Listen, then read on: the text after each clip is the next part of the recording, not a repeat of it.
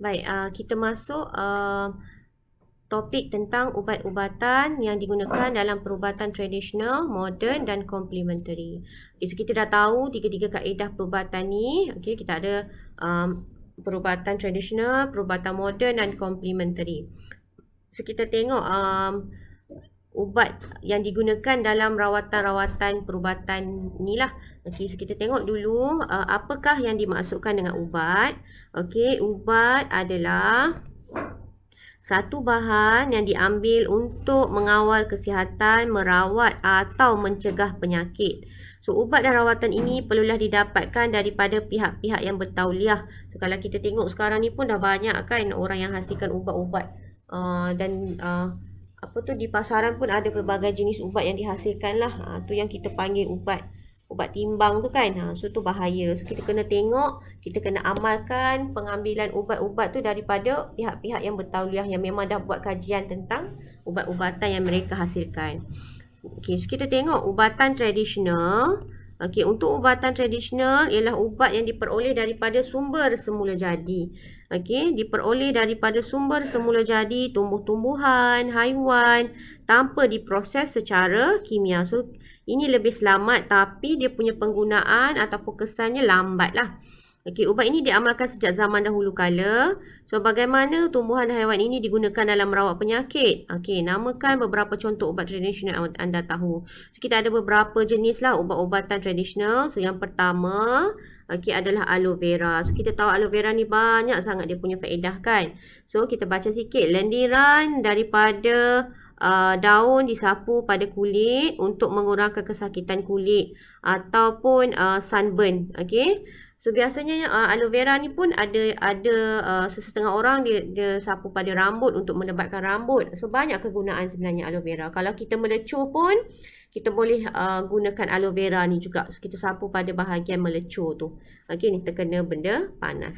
Okey, so yang kedua ginseng.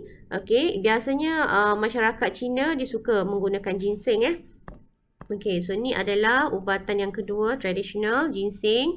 So ginseng ni popular dalam perubatan tradisional kaum Cina untuk memelihara kesihatan badan. So biasanya dia orang akan rebus dan minum air tu. Okey, yang ketiga, okey. Yang ketiga adalah halia. So halia ni biasanya mak-mak kita minum halia ni untuk buang angin kan, sengal-sengal badan dan sebagainya. Okey. So ini adalah halia untuk melegakan bengkak dan sengal-sengal pada badan serta menghilangkan angin dalam badan.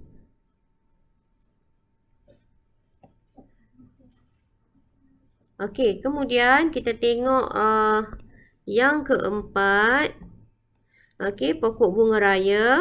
Biasanya kalau anak-anak yang demam kan, baby-baby yang demam tu biasanya kita akan ambil daun bunga raya dan kita ramaskan dalam air sehingga dia keluarkan lendir dia tu. So untuk mengurangkan panas badan tu lah. Itu bagus pokok bunga raya. Selain daripada itu, pokok bunga raya ni juga melegakan sakit kepala dan merawat masalah keguguran rambut. So, kita sapu pada rambut lah, kita ramas-ramas sikit, masukkan dalam air dan sapu pada rambut. Okey, quinina ataupun kulit pokok cinchona spesies, ini adalah kulit pokok, nama pokok tu lah, digunakan untuk merawat membuat ubat penyakit malaria. Okey, so banyak lagi sebenarnya bahan-bahan ataupun ubat-ubatan tradisional yang kita guna di rumah. Yang biasanya lah bawang putih, serai, banyak lagi. Okey. Kemudian kita tengok ubatan moden. Okey, yang kedua, ubatan moden ialah ubat yang dihasilkan dalam makmal untuk kegunaan ramai dan dijual di pasaran secara meluas. So, ubatan moden ni biasanya disediakan dalam pelbagai bentuk. Contohnya macam pil, kapsul, kadang-kadang ada yang bentuk dia macam pasta, ampayan. Ampayan ni maksudnya dia macam serbuk sikit lah. Dan larutan. So, pelbagai jenis, pelbagai bentuk ubat-ubatan moden ni. So, bergantung pada penggunaannya, ubat moden dikelaskan kepada 3 jenis. Okey.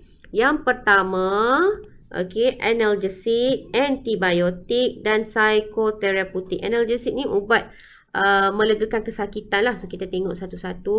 So ini antara contoh ubat analgesik lah. Biasanya dia dalam bentuk pil ataupun kapsul kan. Ni adalah ubat analgesik. Okey, dia dalam bentuk pil ataupun kapsul. Okey. So lagi kita tengok dia punya fungsi untuk melegakan kesakitan, macam pil killer dan sebagainya tu kan. Tu antara contoh-contoh lah ubat analgesik. Okey, ada lagi aspirin, paracetamol, ubat demam awak tu dan Codeine. Banyak lagi sebenarnya ubat analgesik ni. Okey, ubat yang melegakan kesakitan lah. Seterusnya kita tengok jenis yang ketiga, okey, ubatan moden kita gunakan antibiotik. So biasanya ubat antibiotik ni berfungsi untuk membunuh ataupun menghalang pertumbuhan bakteria.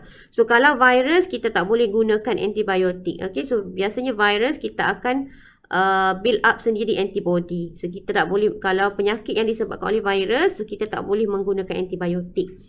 Okey, sebab itu kalau kita, virus COVID-19 tu kan, so dia virus, so dia tak ada antibiotik. Sebab tu kita kena cucuk vaksin untuk build up kita punya antibody untuk melawan virus vaksin tu tadi, virus COVID-19 tadi itulah.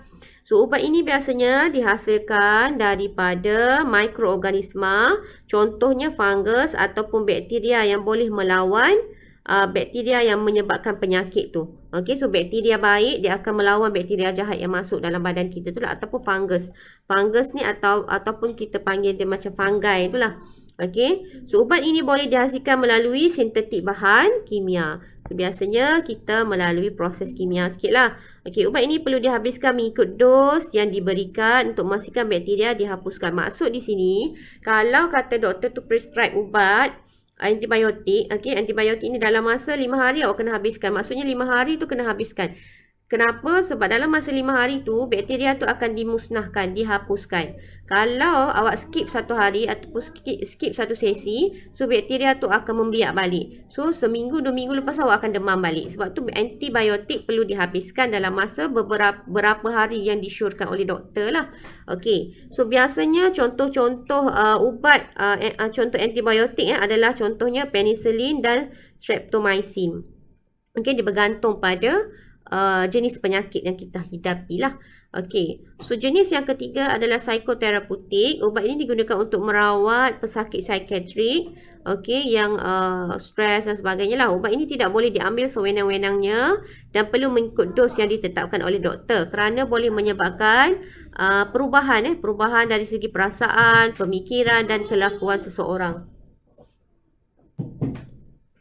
Okey, ubat ini boleh dikelaskan kepada 3 jenis. Okey, jenis yang pertama adalah stimulan, okey, antidepresan dan antipsikotik. Okey, stimulan ini, ubat ini merangsang dan mengaktifkan kegiatan otak, badan dan perasaan pesakit. Contohnya amfetamina. Okey, kemudian baik, untuk jenis psikoterapeutik yang kedua adalah antidepresan. Okey, yang ini adalah ubat berfungsi untuk mengawal keadaan kemurungan, depres kan. Okey, contohnya kita gunakan imipramine dan amitriptyline. Okey, so kalau ubat yang ketiga ni antipsikotik, okey, ubat penenang lah, kita kenali dia sebagai ubat penenang. So contoh yang digunakan adalah tranquilizer, barbiturat, dozapine dan haloperidol. So dia bergantung pada jenis-jenis pesakit tu lah, level pesakit yang depres tu. Okey. Kemudian kita tengok perubatan komplementari. So tidak hanya memfokuskan usaha merawat pesakit sahaja, okey, tapi juga memastikan pesakit tu sihat secara holistik, merangkumi fizikal, mental dan emosi. Maksudnya kita kalau perubatan komplementari ni kita nak betul-betul sihat lah, dari segi fizikal, mental dan emosi secara keseluruhan, sihat secara keseluruhan.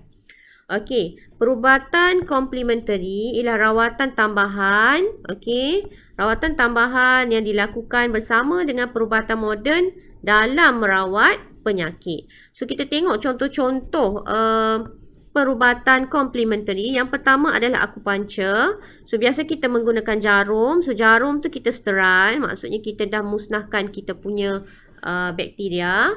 Okey, so virus semua kita dah musnahkan dengan suhu dan tekanan yang tinggi. So kita sterile lah. Okey, dimasukkan ke dalam titik-titik tertentu pada kulit. Okey, titik-titik ni kita panggil dia titik akupuncture. Dan kemudian dimasukkan secara perlahan dan lembut. Hal ini dapat merangsang sistem saraf. So, bila kita tekan masuk, jarum-jarum tu sangat kecil, halus je. Okey, dia akan merangsang sistem saraf untuk melegakan kesakitan. So, biasanya orang yang kena stroke dan sebagainya, kebanyakan mereka akan melakukan rawatan akupuncture. Okey, chiropractic ni biasanya dia melibatkan tulang lah. Okey, chiropractic ni tidak menggunakan ubat, sebaliknya menggunakan kemahiran ahli chiropractor untuk membetulkan semula kedudukan tulang. Okey, menggunakan tangan. So, chiropractic berkesan untuk merawat sakit belakang, leher, sakit sendi, sakit kepala dan kecederaan sukan. So, biasanya kalau orang yang terseliur dan sebagainya, rawatan chiropractic ni sangat sesuai. Okey, kalau kita pergi buat rawatan tu memang kita akan bunyi krup-krap. Tulang tu dia betulkan balik. Okey. So lagi urutan tradisional, yang ni adalah yang ketiga. Okey. Urutan tradisional adalah kaedah untuk memanipulasi tisu lembut. Okey, menggunakan tangan, jari dan penumbuk. Urutan ini didapati dapat melegakan keresahan, kesakitan, keletihan, ketegangan otot dan masalah urat saraf. Sebab tu kalau orang yang baru lepas bersalin memang akan diurutlah secara urutan tradisional untuk melegakan semua dia punya urat-urat yang tegang masa proses melahirkan. Okey. So yang keempat adalah homopati. Okey, ini adalah kaedah yang keempat. Okey, ubat yang sesuai digunakan adalah kepada pesakit berdasarkan gejala yang ditunjukkan atau dimaklumkan oleh pesakit seperti demam, rasa sakit dan batuk. Okey. Ubat yang diberikan menguatkan keupayaan tubuh melawan penyakit yang menyerang, bukannya menyediakan bahan untuk membunuh kuman. Okey, so homopati ni biasanya daripada bahan-bahan herba lah. So dia tak menggunakan bahan kimia. Okey, so kaedah komplementari yang kelima, okey, kita menggunakan terapi herba. Okey, menggunakan tumbuhan atau bahagian tumbuhan yang memiliki khasiat untuk mengubati penyakit. So, penggunaan herba lebih diyakini oleh orang ramai kerana sumber semula jadi, tidak mendatangkan kesan sampingan dan tidak mengandungi kandungan dadah ataupun bahan kimia yang boleh memudaratkan kesihatan. So, biasanya terapi herba ni, ibu-ibu lepas bersalin pun biasanya dia akan mandi herba ni lah untuk menguatkan balik otot-otot yang dah tegang. Okey, so kita tengok topik yang seterusnya, penggunaan perubatan tradisional, perubatan moden dan perubatan komplementari. So ini kita akan tengok pada video seterusnya.